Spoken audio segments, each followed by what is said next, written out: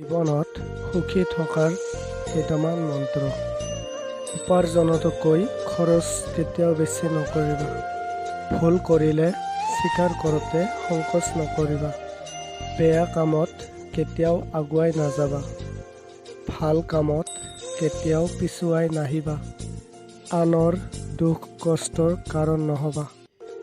আনৰ বস্তু লৈ কেতিয়াও লোভ নকৰিবা। আনক লৈ কেতিয়াও সমালোচনা নকৰিবা। চিৰস্থায়ী কি জানা?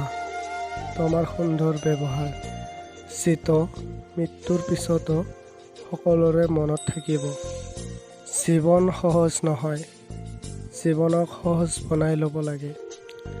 কেতিয়াবা প্ৰাৰ্থনা কৰি, কেতিয়াবা অপেক্ষা কৰি, কেতিয়াবা ক্ষমা কৰি আৰু কেতিয়াবা এৰাই গৈ। সৰু সৰু ভুলবোৰৰ পৰা শিক্ষা ল'ব শিকা। মনত ৰাখিবা, উজুত সদায় সৰু সৰু শিলবোৰৰ পৰাই খোৱা হয়, ডাঙৰ পাহাৰৰ পৰা নহয়।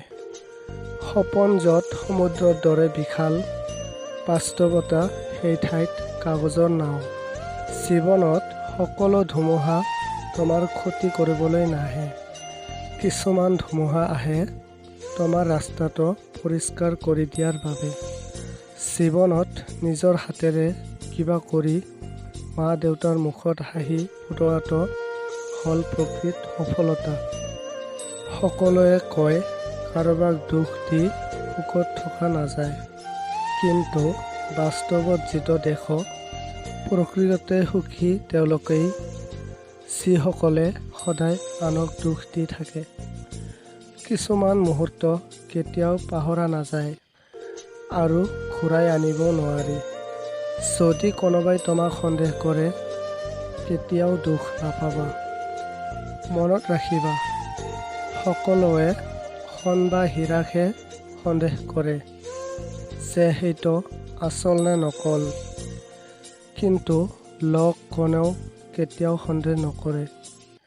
কাষত থাকি ভৰসা দিয়া মানুহ পোৱা নাযায়। সন্মুখত থিয় হৈ ৰাস্তা দেখুওৱা মানুহ নাই, কিন্তু পিছৰ পৰা সমালোচনা কৰা মানুহৰ অভাৱ নাই।